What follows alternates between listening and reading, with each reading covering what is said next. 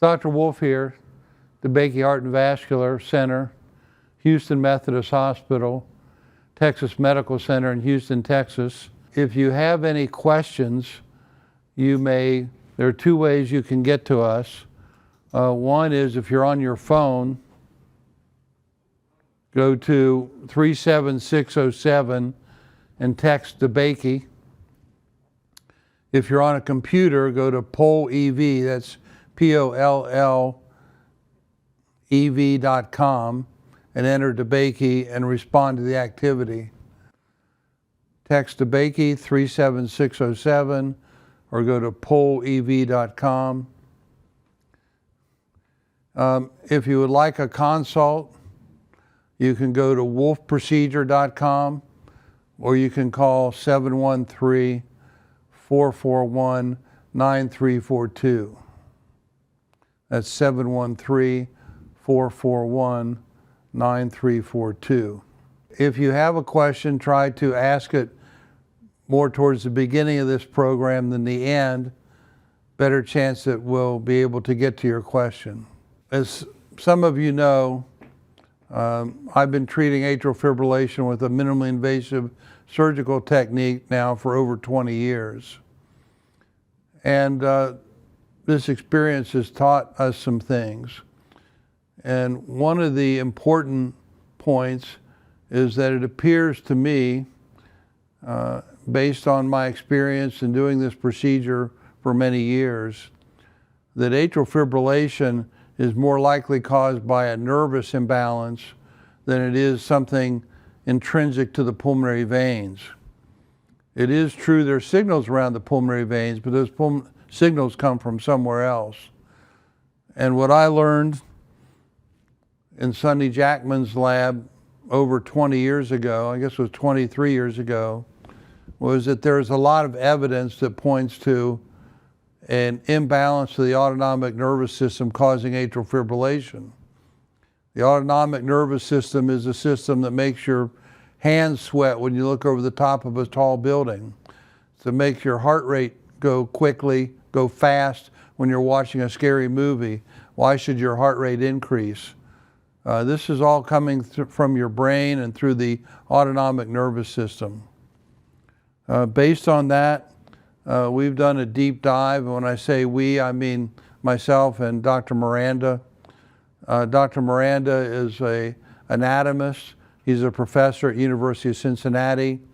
He also is the president of clinical anatomy. I encourage you to go to his website, which he'll state himself, and he also has a blog. And there's a lot of cardiac stuff on there, and there's a lot about AFib on there. So the source materials for you include wolfprocedure.com, which also links to his site. It includes the Facebook site, Live AFib Free, and it also includes wolfprocedure.com, clinical anatomy, and Dr. Afrain's site. So I thought the best thing to do today was give Dr. Miranda some time to do a deep dive into why we think the autonomic nervous system plays such an important role in AFib. And if that is true, then what we do on the outside of the heart where the nerves are may be much more important than trying to burn the muscle on the inside of the heart, which is what catheter ablation generally does, is burning the inside of the left atrium. Dr. Miranda's in Cincinnati today. He joins us live. Afrain, thanks so much for joining us, and I'll turn it over to you. And please state for everybody again what your site is. All right. Good afternoon, everybody. My website is clinicalanatomy.com, and it is Clinical Anatomy Associates. And we do have a blog on anatomy and physiology, and try to have as much information on the heart as possible. So should we start? I think so, but before you start, can we put again up the how to join with questions? So if you're on your phone, you go to 37607 and text DeBakey. If you're on the computer, go to pollev.com, that's poolev.com, enter DeBakey, and then respond to the activity. So if you have a question, even while Dr. Miranda is speaking, please text it or use your computer and send the message anytime, the question, and we'll try to get to it before the end of the hour. Okay, Dr. Miranda. Let's start at the beginning. I like to start really with the concept of rhythms in the human body. Everything in the body has rhythm, starting with large circadian rhythms, waking and sleeping, and this is controlled by light and darkness, the sun and the moon, and brain structures.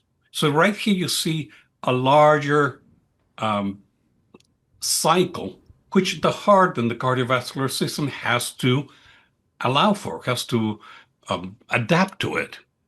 We also have internal organs with movement, digestive system. You know, there is a movement that goes from beginning to end in the digestive system, and this is called peristalsis. And this happens independent from the brain. So there's more to rhythm than just the brain and the autonomic nervous system. You have the urogenital system, the ureter, the urethra. They also have this peristaltic movement. When you look at organs like the respiratory system, the tracheobronchial tree working in sync with the lungs and the respiratory diaphragm, you are now breathing and not even aware of it. And that's rhythm. The cardiovascular system, with the heart and its heartbeat, arteries and arterioles. And the arterioles help us send more blood to different organs depending on the activity. But there's also arrhythmias or dysrhythmias, like atrial fibrillation, atrial flutter. Why do we have this rhythmic problem? And the question of why rhythms? And the answer is very simple. We need homeostasis. We need a stable internal environment despite variations in the external environment. And the most common example here is temperature, body temperature. It is always at a stable 37 degrees Celsius. I think it's 98.6 Fahrenheit. Yet it could be freezing, it could be hot. And instead of that, inside the body, it's always constant. So this is the way it works. We have the central nervous system. A component of the central nervous system is the somatic, bodily nervous system. We sense variations. We answer to those variations. But also, there's the internal environment where we sense variations and answer to these variations. And the heart is part of that. So the cardiovascular system needs to respond to, we really think, well, it beats faster or it beats slower. It's way more than that, because it needs to answer to exercise, work, the need for oxygen. What if we have excessive CO2? Hormones, endocrine demands, emotional and psychological demands. We know that you can have a broken heart, literally a broken heart. And we've talked about that. We don't even think that the heart and the cardiovascular system responds differently if we're swimming, laying down, or standing up, or sitting. And let's not talk about all the demands posed by growth from little kids to older individuals and daily demands. So all of this requires such an incredible, complex nerve control that is more than the conduction system, way more than the conduction system.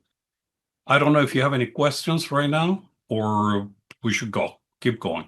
Can you put the for people to ask questions again up, please? So you can either join by text on your phone, 37607, text DeBakey, or on your computer, go to pollev.com and then enter DeBakey. If you're seeing this after the fact, in other words, not live, on a recorded, in a recorded situation, you can still ask questions and send them in, and we'll get to them the next webcast, which will be a month from today. And I think, well, you're going to talk about the conduction system now, so go ahead. Please go ahead. All right. So the conduction system of the heart is not, as many people think, formed by nerves. The conduction system of the heart is a complex set of nodes and bundles and fibers, but they're all cardiac muscle. And I'm not going to go into the detail of all the components we have had in the past. And if you want more information, all of this can be found, again, at my website. But what is important is that the heart, which you see right here, the digestive system, glands, and other internal organs are innervated by components of the autonomic nervous system called sympathetic, which accelerates in general, and parasympathetic, which slows down. And if you look carefully, the heart receives both sympathetic and parasympathetic. And up until now, we thought, well, this is how the heart works. The sympathetic and parasympathetic system influence the conduction system, and that's the way everything is. I think for our listeners, they're more used to hearing about vagal AFib. So yes. Vagal would be the parasympathetic. Here. But in fact, as you point out, the fibers are mixed most of the time. Correct. Yeah. So you hear the term vagal atrial fibrillation, and there are some who say, well, let's just treat the vagus nerve, but we forget all about the rest. So the fact is that within the heart, the heart has its own little nervous system. It's called the intrinsic cardiac nervous system, which is composed of these little dots you see there. And those are neurons, clumps of neurons. And a clump of neurons is called a ganglion. But these clumps of neurons are interconnected like a mesh. And the word for mesh is plexus. So that's where we come with the concept of the ganglionated plexi. A very complex set of neurons in clumps. Here you see a ganglion, and interconnections, nerves between these. Now, right here you see the superior vena cava, the right superior pulmonary vein, and you see how there's a choke point here. That's a target. If you're going to do partial cardiac innervation, that's one of the points you want to touch upon. Here's another view of a ganglion and nerves. And these communicate one with each other, forming a neural network. Now, if you look at this, where do we find the largest neural network in the body? In the brain. So in reality, the ganglionated plexi, this interconnected mesh of neurons within the heart, actually form a very small working brain, if you will. One of the researchers that started this concept was John Andrew Armour. And Dr. Armour basically, and you can read it there, not invented, but basically was the founder of the field of neurocardiology.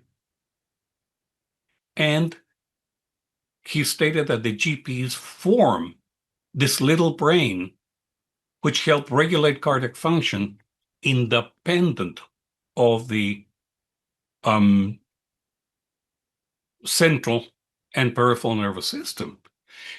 In fact, and you and I have talked this more than once, that's why a transplanted heart will still work, because when you transplant it, you transplant the heart and its internal little brain, if you will.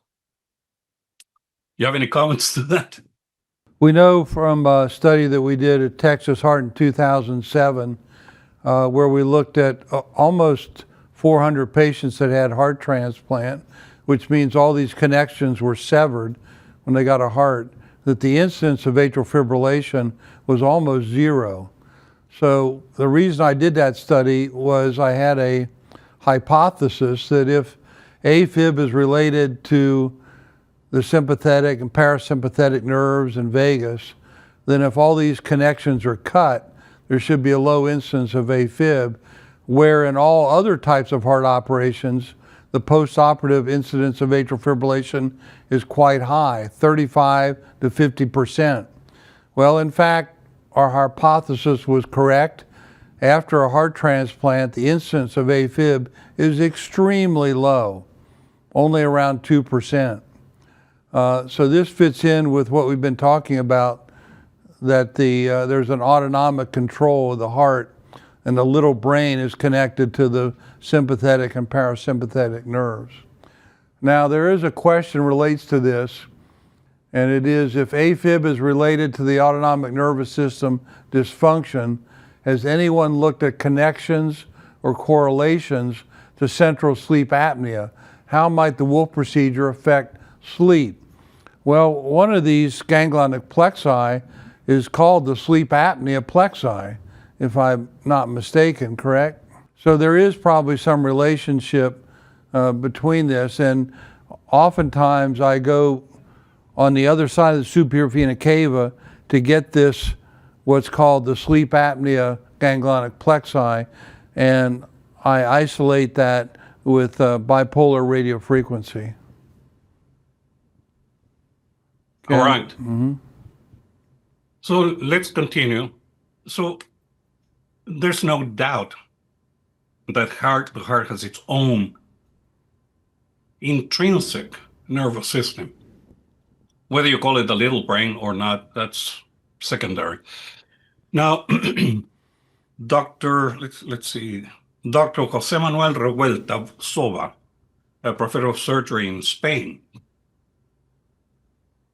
proposed that this little brain, the ganglionated plexi, help eliminate and correct errors containing some brain messages. So he also follows this idea of a little brain. Now, you and I had this discussion a few weeks ago, and are there animals who have ganglionated plexi but not a brain? In other words, do they have little brains? And the answer is yes. In the older evolutionary scale, the Cnidaria, anemones, jellyfish, and corals do not have a nervous system per se, organized in brain, spinal cord. They have these little clumps that communicate, and they're living. If you look A little bit higher in the scale, the echinoderma or echinodermata, starfishes, sea urchins, sea dollars, sea cucumbers, these have better organized ganglionated plexi with communications between the ganglia well developed. It is only when you get to the flatworms, now this is the word, platyhelminth, that we start seeing a better organization, a rudiment of a spinal cord. And what someone call a brain, some people call a brain, others call a cephalic ganglion. It is not organized enough to be called a brain per se, but now we see how the organization starts getting more and more complex. Now, a recent study a recent study showed that the right atrial GPs, which you call the third fat pad, an area that is very rich in ganglia, this area communicates with the SA node. Now, where are the ganglionated plexus or plexi found? They are found around the pulmonary veins, the origin of the pulmonary veins, as you see here, especially in the area of the third fat pad or the right atrial GP group, and right here very close to the furina cava. This is an area very difficult to access. So if you think about this, let me go one more because this is really interesting.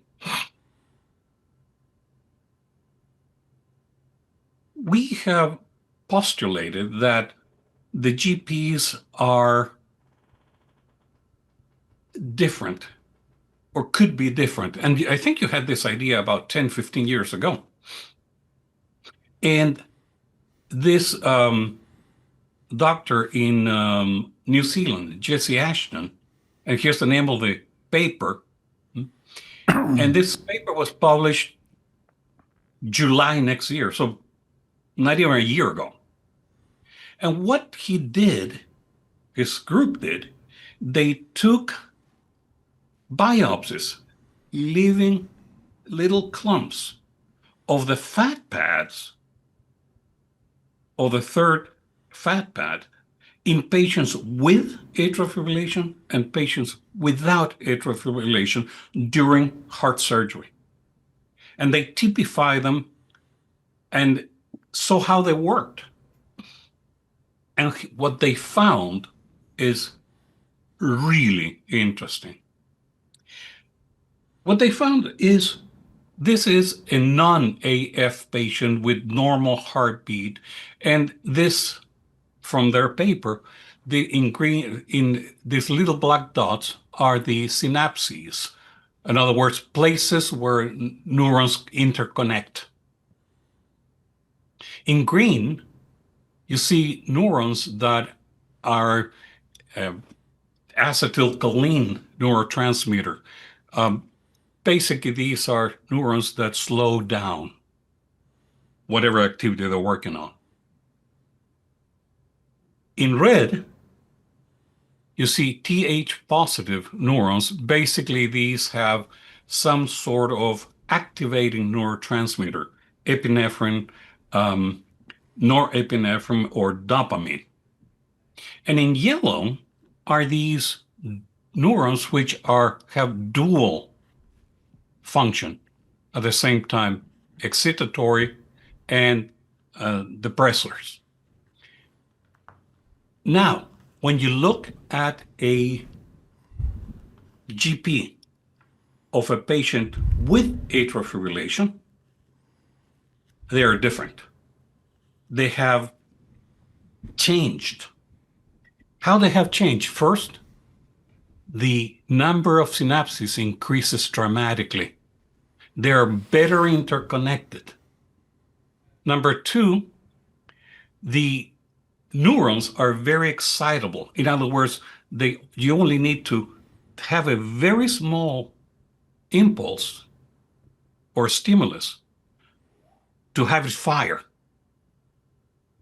So they fire rapidly, which is one of the characteristics of atrial fibrillation.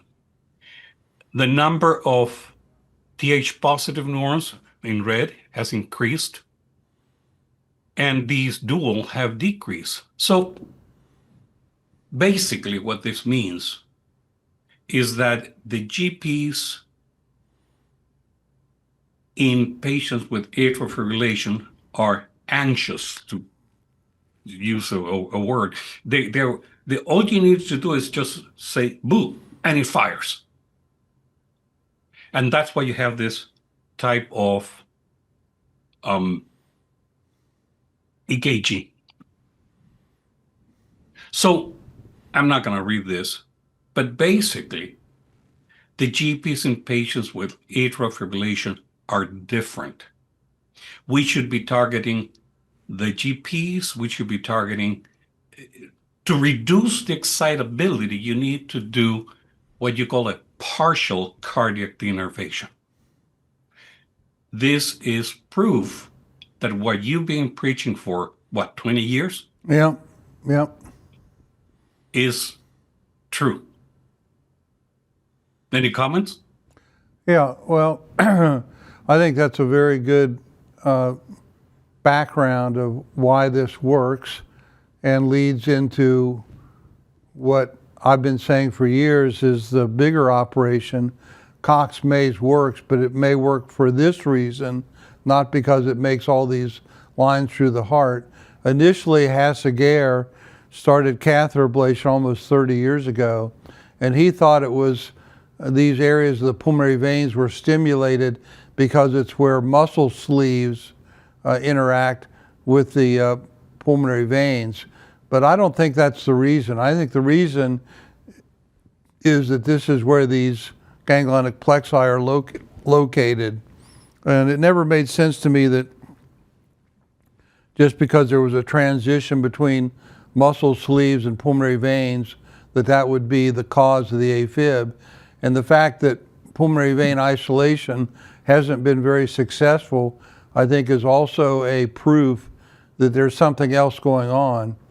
We're now reviewing over 500 patients with the mini-maze with my fellow who's spending a year here from Europe, and the results are better than the maze procedure, and we're not burning the heart up, and we're not doing all these crazy lines on the heart. We're targeting the neurons in the ganglionic plexi, and I've been calling it for over 20 years, a partial cardiac denervation. Correct. I would like to mention a couple, or take a couple questions here. I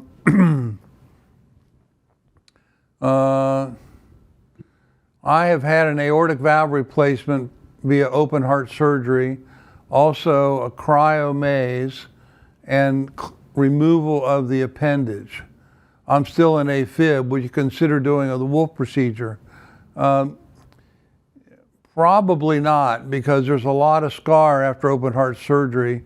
Now, I have been able to do it in some patients who've had aortic valve replacement, but I would probably not do the left side because that's where the appendage has been removed. But we could possibly do the right side, and as you've heard from Dr. Miranda's lecture, there's a good chance that your problem is on the right side. So I would consider a redo procedure, but only the right side where the GPs are most heavy. I don't think it would be a good idea to go back in on the left side where the appendage has been removed. Here's another question. What's the protocol for people who experience a flutter months after the procedure? Well, the first thing to do is try something to calm it down, and oftentimes flecainide will work. Low dose flecainide, 50 milligrams BID. Take that for a few months. Oftentimes that'll settle it down. Some people have a flutter intermittently up to a year. Sandy Schremeyer had intermittent A flutter up to a year after her procedure. She had had 3 previous catheter ablations, and it's the catheter ablations usually that cause the A flutter, atypical atrial flutter. It can be seen after just the Wolf procedure, but that's unusual. Usually there's a history of catheter ablations.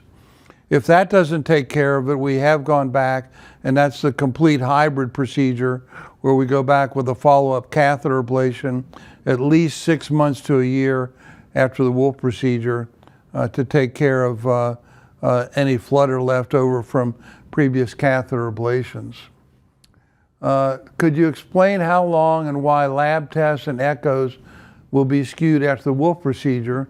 What's the timeline to have an echo after the Wolf procedure? Well, I think you should wait a year. If the heart has been out of rhythm and after the procedure the heart is in rhythm, it will take a year for things to remodel, for the left atrium to shrink down to a smaller size. It will take a year for remodeling. It doesn't happen overnight. As far as other tests, if you're taking antiarrhythmic, some of those tests will be skewed until about a few months after the antiarrhythmic is discontinued. So I recommend an echo a year after the procedure, or even more specifically, a year after the heart's continuously in rhythm, and for labs, about 8 weeks afterwards.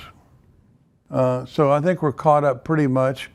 Frank, you want to finish your lecture? Yep. We are now getting to the part where we started, why a MACE procedure, why a MACE is not necessarily a MACE.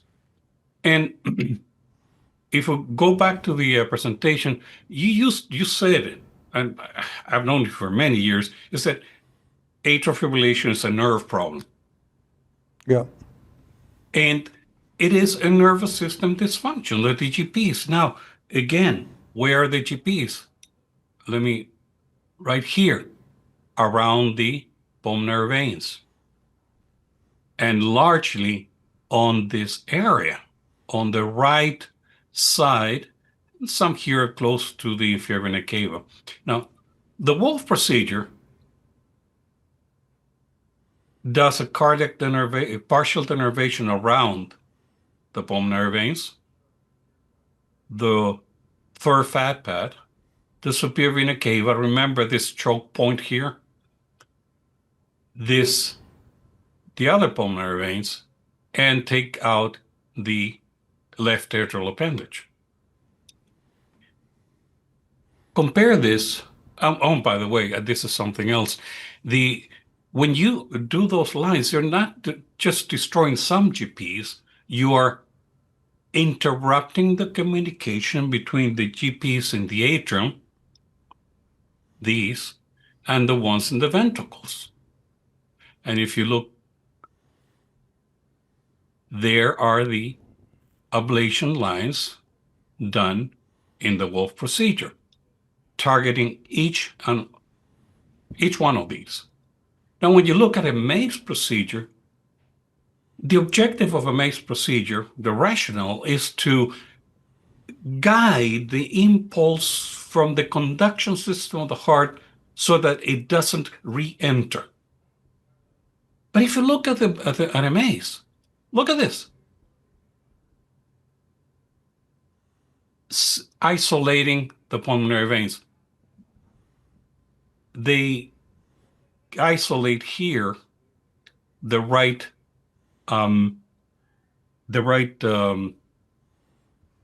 GPs. So these lines here, this, and this one, are probably not needed. So they're doing the right thing, but not necessarily for the correct reasons. You're creating a MACE, but you don't need a MACE. Now, when you look at a posterior view of the heart, and you look at for example, a convergent procedure, they do one here around the pulmonary veins. That's great. They do burn this area here around the third fat pad, that's great. And they ablate the whole posterior atrial wall, which I don't think is needed.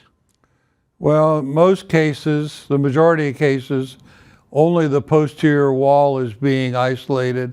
They don't go around the pulmonary veins. They mainly just burn the back of the left atrium, and that's why Right it doesn't here. work very well, in my opinion. Yeah, they get this air here. Yeah. And then you have the Encompass procedure, which is an add-on, which creates basically almost like a square line around the pulmonary veins. That helps. Yeah. But there's no doubt that the wall procedure, based on the fact that the GPs and the GP communications are the problem, you have a better idea. And I think the paper that you're writing will prove this. I think it's going to be published pretty soon. Well, we're going to turn it in. We've got over 500 patients. All 500 patients have links in a implantable loop monitor, and for all types of AFib, the results are better than anything else. Out to this goes out to 3 years. Now, I believe that we can postulate and have a good chance of being correct that atrial fibrillation, atrial flutter, inappropriate sinus tachycardia, postural orthostatic tachycardia syndrome or POTS syndrome, and broken heart syndrome are all part of the same, are all sort of different manifestations of how the nerves interact with the heart. Takotsubo, which is really an octopus pot, but it's broken heart syndrome, where people who under great stress go into heart failure and the shape of their heart changes. And it's completely reversible if you stop the stimulus from the brain. In other words, get over whatever issue you're having. And this all relates to stress. We've known for a long time that stress has been important as an initiator of AFib. So I think that all these things are related.